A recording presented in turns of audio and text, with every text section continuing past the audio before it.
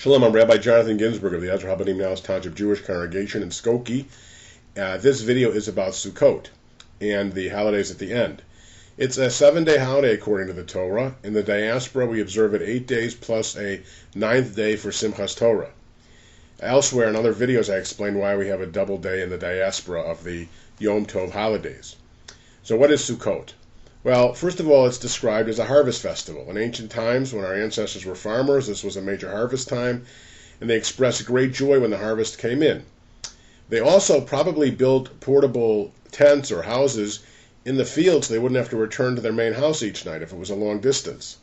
Later on, there was an historical layer added to the holiday that's recorded in the Torah, that we build booths to commemorate the booths our ancestors lived in their journey in the 40 years in the desert. So if you think about it, it's fascinating that the Torah has two holidays that are a week long. They're equidistant in terms of time apart, each 6 months exactly apart. One is the middle of the first month of the year, Pesach, and the other is the middle of the 7th month of the year, Sukkot. And they both commemorate the Exodus from Egypt. So God obviously thought it was very important that we remember that we were slaves and that we live in Sukkot in fragile huts to remember how fragile life is and that we shouldn't oppress other people who today still, unfortunately, many live in fragile housing. So what is the holiday? Well, first of all, the commandment is to build a sukkah. And even if you have an apartment and you have an unimpeded access to the sky, you can build a sukkah on your balcony. Oftentimes people put it in their backyard, or synagogues will put it on their lawn. It's a way of spending time outdoors in nature. The sukkahs, when I was growing up, were all made of wood, and we had a lot of fun assembling it. My father would build it with me. It was the only thing he ever built all year. Kind of a joke about Jews not having a hammer. But we had a ball, and every kid in the neighborhood wanted to come and build a sukkah, and we'd decorate it. But nowadays, you go online to sukkah.com or some other sukkah on the web, and you can order a sukkah, or you can pick it up where we live, right on Dempster, or somewhere in the area here. We have one that's metal poles that you kind of just screw together, and it has a canvas side and a bamboo top. Now, one of the key things is the top. It's called schach, a very hard word to pronounce, schach. And it has to be made of material that once was living. It can't be currently attached to a tree, for example, and it can't be something that will decompose during the holiday. So what's used are corn stalks, evergreens, bamboo, things like that. And it has to cover the top, but it has to allow more shade than sun, but it can't be completely covered.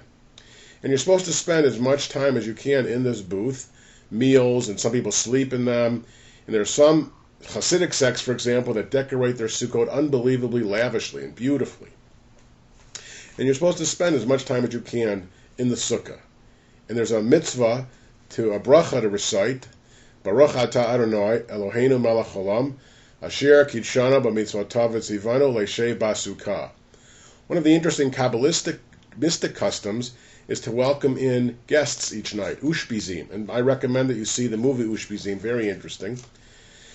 Ushpizim are guests that you welcome in, and they're historical guests. Abraham and Sarah the first night, and Isaac and Rebekah the second night, and so on each night of Sukkot. Another interesting custom is to imagine who you'd like to have in your sukkah, and to have a discussion about that. The other major aspect of Sukkot is, of course, the lulav and etrog. The lulav is a date palm branch, and of course Christians use palm branches around their Easter time. Who knows, maybe that Jesus was welcomed into Jerusalem with palm branches. But in any case, the Jewish custom based on the Torah, which is thousands of years earlier, was that we wave a palm branch and we attach to it willow and myrtle leaves. And you also have a citron fruit called an etrog. And you hold it together and you say a blessing. Baruch atah Adonai Eloheinu melech haolam asher kitshanu b'mitzvotav v'tzivanu al netilat lulav. And then you shake it all in the directions, all 6 directions, up, down, north, south, east, west, to show where God is everywhere. And you do this every day but Shabbat of Sukkot. You march around the synagogue with it, and it reflects the agricultural dimension. There's also 2 great midrashim about it. One says that each element of the lulav and etrog represents a body part, the spine, the heart, the lips, and the eyes, and that you need to have your entire body in worshiping God. The other says that each represents a different kind of Jew. Since some have smell and some have taste and some have both and some have neither of these four species, it's like some Jews study Torah and some Jews do mitzvot and some do neither, but you need to have all the Jewish people unified. So that's basically the holiday of Sukkot. There are special Torah readings and special prophetic readings and special prayers like Hallel, the Psalms. It's really a wonderful family time following Yom Kippur.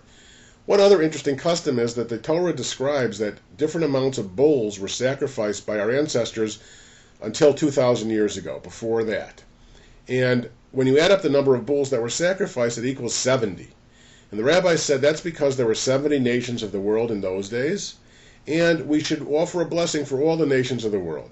And put that in contrast to the Nazis or to the Iran president today who wants to destroy Israel, and all the peoples in the world that hate each other, and the Jews. The Torah says, bless all the nations of the world. The last day of Sukkot is called Shmini Atzeret, the 8th day boundary, and that's a day in which we have Yizkor prayers. And we also begin the prayer for rain in Israel, hoping that it will be a very rainy season to help the Middle East. And then in Israel, the same day is Simhat Torah, but in the diaspora, it's the next day, in where we rejoice. We finish reading the Torah cycle. It takes us a whole year to read all 5 books. And then we begin again.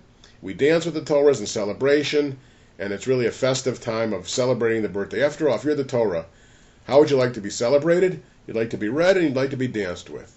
And that's what we do. So that is the conclusion of our Tishrei cycle of festivals, the holiday of Sukkot, Shmini Atzeret, and Simchat Torah.